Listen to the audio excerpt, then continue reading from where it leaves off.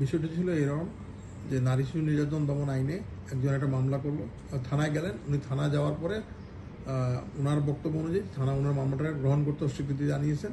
সেই কারণে ওই নারী শিশু নির্যাতন দমন ট্রাইব্যুনাল যে আইন আছে, এই আইনের 27 ধারা অনুযায়ী উনি ট্রাইব্যুনালের কাছে দরখাস্ত করছেন। তো ট্রাইব্যুনাল দরখাস্ত শুনানি করে, ওইখানে আইনে আছে যে ট্রাইব্যুনাল দরখাস্ত যখন শুনানি করবেন এবং সাক্ষ্য গ্রহণ করবেন, পরে যদি উনি সন্তুষ্ট হন সেই ক্ষেত্রে উনি ম্যাজিস্ট্রেটকে অথবা অন্য কোনো ব্যক্তিকে এটা তদন্ত করার জন্য দায়িত্ব দিবেন। এই ক্ষেত্রে উনি দিয়েছেন পিবিআইকে দিয়েছেন, উনি দায়িত্ব দিয়েছেন আদালত। ওনারা চ্যালেঞ্জ করছেন, ওনাদের কথা হচ্ছে পিবিআই যেহেতু পুলিশের অংশ অত এটা পারবে না। ইতিপূর্বে আপিল বিভাগে একটি আজকে যে আদালতে বিচার ছিল এই মামলাটা, সেই আদালতের মাননীয় বিচারপতি জনাব এনায়েতুর রহিম একটা আপিল বিভাগের বিচারক হিসেবে রায় দিয়ে বলছেন যে না, পুলিশের কাছে আবার পাঠাতে পারবেন না। কিন্তু এখানে আদালত শুনানি করার সময় আমাকে ডেকেছিলেন যে আপনি অ্যাটর্নি হিসেবে একটু আসেন, আপনাকে শুনতে চাই।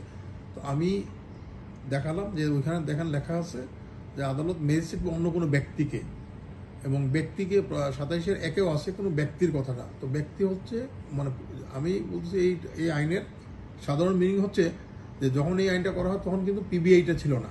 পিবিআই 2016-তে প্রতিষ্ঠিত হয়েছে, আর এই আইনটা আসছে আগে।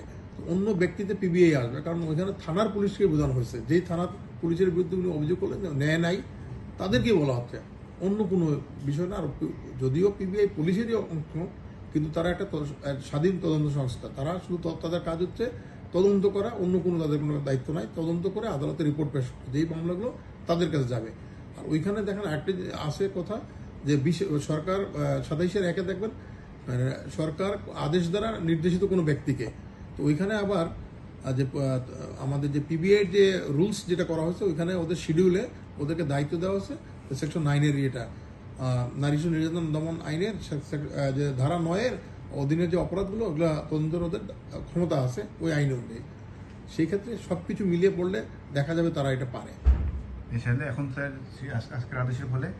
এখন থেকে আদালত প্রয়োজন মনে করলে যদি দেখেন তাহলে ম্যাজিস্ট্রেটের কাছে অথবা অন্য কোনো ব্যক্তি বা কর্তৃপক্ষের কাছে, অথবা ওনারা পিবিআই করতে পারবেন এই দায়িত্বটা, পিবিআই করতে হবে।